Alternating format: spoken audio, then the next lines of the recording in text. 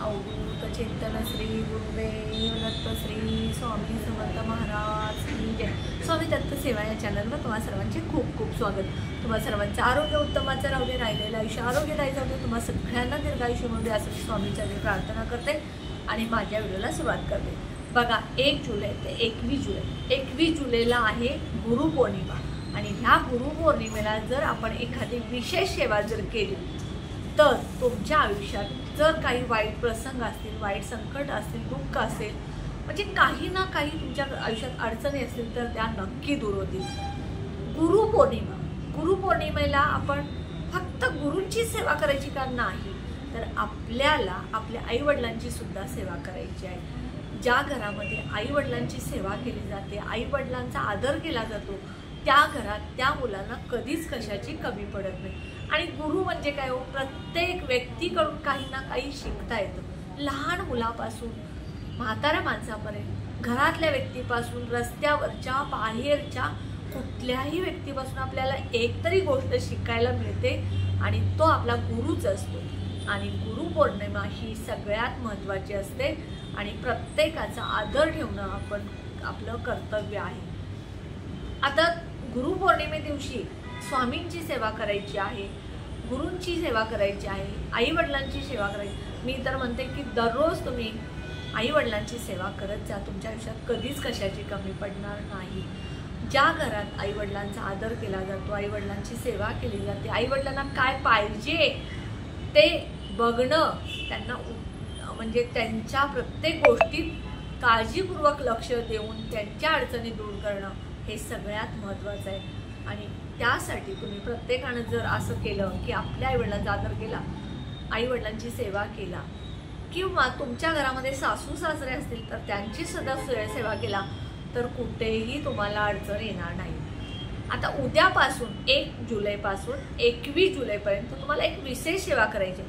तुम्हाला गुरुचरित्र वाचायला वेळ नाही आहे, सारा अमृत वाचायला वेळ नाही आहे, किंवा तुम्हाला कुठल्या अजून सेवा करायला वेळ नाही आहे, तारक मंत्र म्हणायला वेळ नाही, त्यांनी नोकरी करणाऱ्या महिला असतील, लहान मुलं किंवा कुटुंब मोठं आहे, किंवा ज्यांच्या घरामध्ये वयस्कर आजारी माणसं आहेत त्यांना वेळ मिळत नाही आहे असं तासन तास बसून सेवा करायला। गुरुचरित्राची सेवा करायचं म्हटलं, गुरुचरित्र वाचायचं म्हटलं तर दररोज 7 दिवसाचं जर केलं तर 2 ते 1.5 तास लागतो।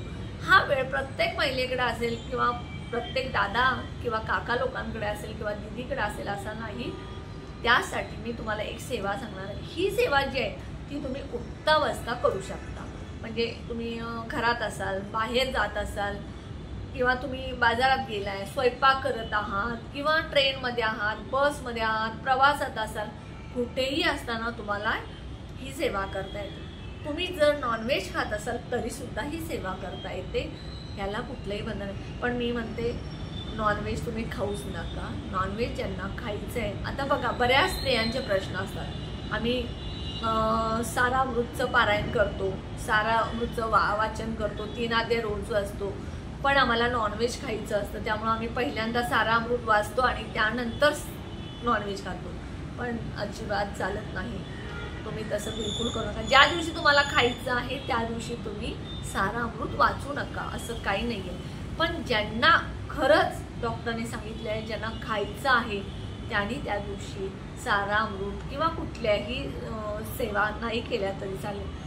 पण ज्यांना खरंच मनापासून अडचणी आहेत, ज्यांच्या आयुष्यात संकट आहे, मग ती कुठली असू दे, मुलांच्या नोकरीसाठी असू द्यात, मुलांच्या लग्नासाठी असू द्यात, तुमच्या व्यवसायासाठी, तुमच्या नोकरीसाठी असू दे, किंवा घरात कोण आजारी असेल, घरात आलेला पैसा टिकत नसेल, किंवा घरात अजून काही अडचणी असतील, सतत भांडण होत असेल मुलांच्यात, वडिलांच्यात, तुमच्यात, नवऱ्याच्यात, मुलीच्यात, आईच्यात, सासवा सुनांच्यात, ही भांडणं मिटण्यासाठी सुद्धा तुम्हाला ज्या काही सेवा करायच्या आहेत त्याच तुम्ही अगदी संकल्पपूर्वक करायच्या। त्यावेळेला तुम्हाला नॉनव्हेज, ब्रह्मचर्य ह्या गोष्टी पाळाव्या लागतात। तर ह्या गोष्टी न पाळता ज्याला शक्यच नाही आहे कुठलंच पारायण करणं, कुठल्याच सेवा करणं, सारा अमृत वाचणं शक्य नाही आहे, संकल्प करून तारक मंत्र म्हणणं शक्य नाही आहे, गुरुचरित्राचं पारायण करणं शक्य नाही, दुर्गा सप्तशतीचा पाठ करणं शक्य नाही, अशा स्त्रियांनी दररोज उद्यापासून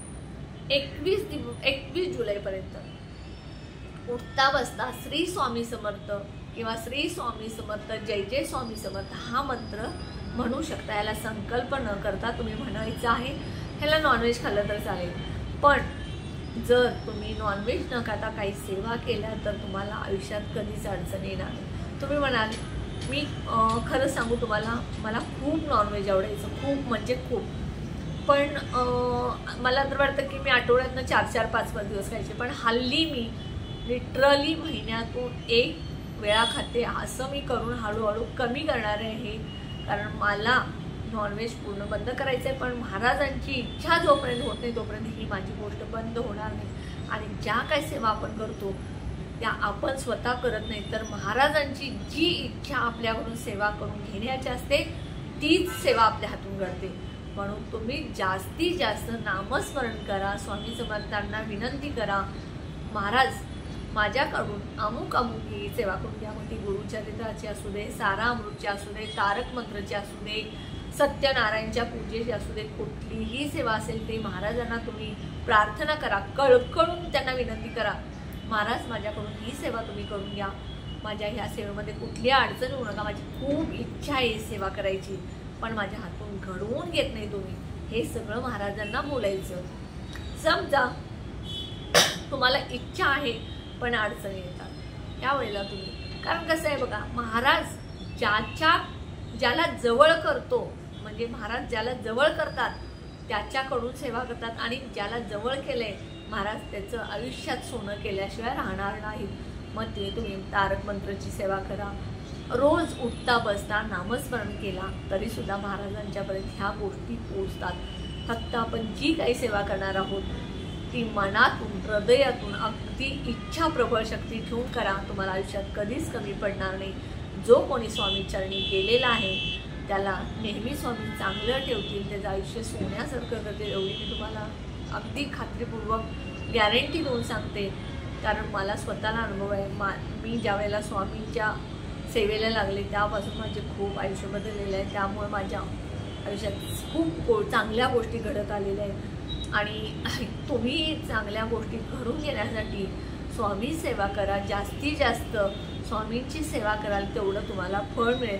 पण असं नाही म्हणणार मी की तुम्ही घरदार सोडा, प्रपंच सोडा, मुलं बाळं सोडा, घरातलं काम सोडा, नोकरी सोडा आणि स्वामी सेवा करा. बिलकुल नाही. स्वामी असं कधीच सांगत नाही. स्वामी सांगतात प्रपंचा करून परमार्थ कर, किंवा प्रपंचा, मुलं बाळं, संसार, आई वडील, सासू सासरे जे काय ते सांभाळून तू माझं सेवा कर.